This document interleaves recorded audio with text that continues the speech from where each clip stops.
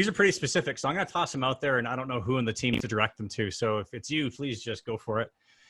Question number one. One of the immediate steps that we suggested and have repeatedly suggested is review security policies and address those gaps. Can you give some specific examples, common vulnerabilities that you have seen as a result of this hasty transition, and the ones that maybe can be easily fixed? Yeah, I can jump in there. So I think what I've seen in talking to our customers is we kind of did this real global work from home access. Everybody, everywhere, anytime. So it's really time to start evaluating. Does everybody in the infrastructure need remote access? We can use platforms, like I mentioned, the ClearPass, to help secure who and what are accessing the network. We look at Active Directory as kind of our main source of who our users are out there. Maybe not everybody's working from home. Maybe the HR team is still working in the office and everybody else is working from home. So we can tighten down our policies based on those users in Active Directory and say, well, we can make a policy that says users in HR are not allowed to access remote systems, but everybody else is. So that's really what we're seeing is in talking about these policies and reviewing your setup is we really kind of threw this all out as everybody anywhere, and now we need to evaluate who and what devices and make sure that we are dialing in those policies. You ready for another one? Good. Yeah, that's a great answer, by the way, but there's two more.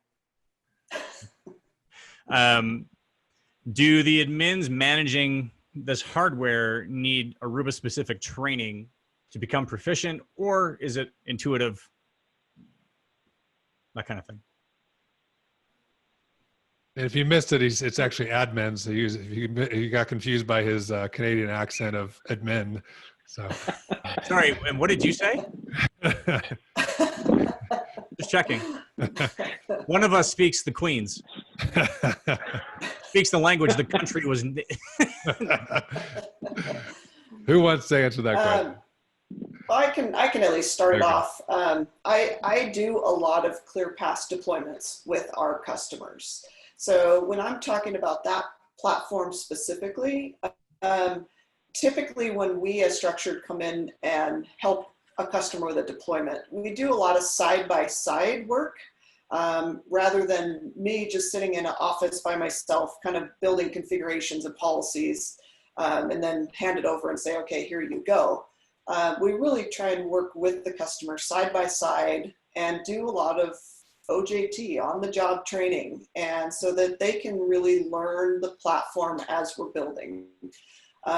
So to answer your question, there is definitely some benefit from doing formal training, and some of these platforms like ClearPass, I typically recommend some formal training just to really kind of solidify the knowledge and understanding of what the platform can do for your environment. But we also do a lot of side-by-side training and working with our customers to make sure that they understand what we have built and deployed.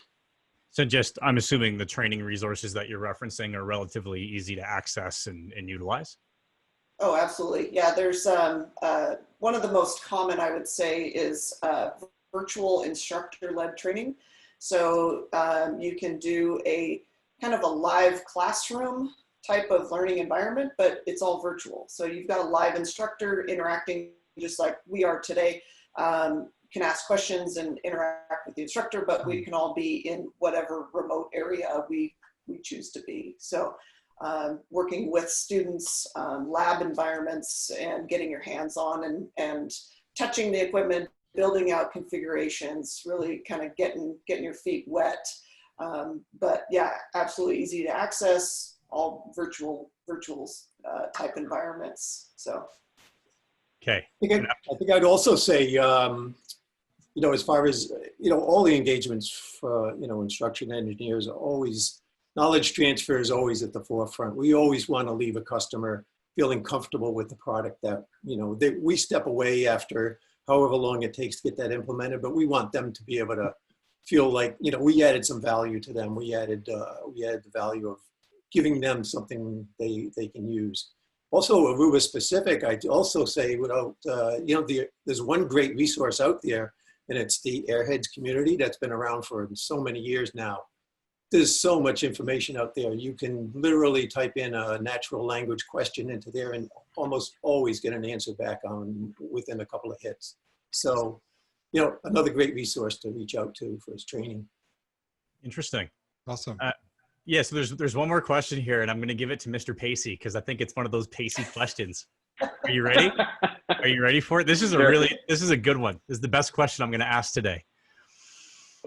And I'm going to read it verbatim. I yield that it seems like work from home is here to stay, but I hate it, and I'm not the only one. So let's just say work from home recoil takes place, where tons of people say, screw this, and go back to the office. In that scenario, did I just waste a whole bunch of money on hardware?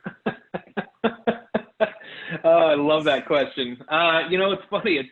The term cloud recoil came around a couple of years ago. Customers did mass migration to the cloud and then came back for various reasons. So I think it's always important strategically to look at investment protection.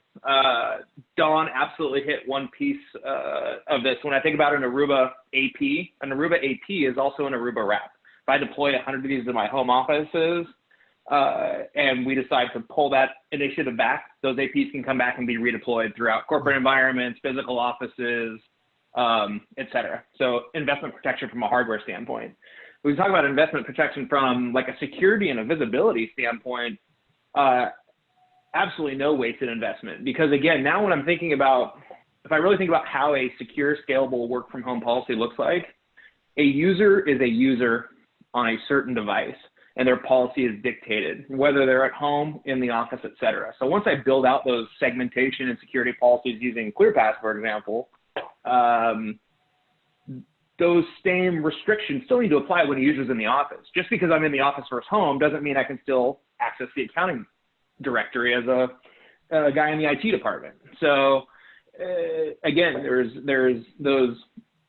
It's really more about identifying a user and providing the right policy, regardless of location, regardless of device type. I might apply additional restrictions based on device type or location, but there's still system services and networks I never need to have access to.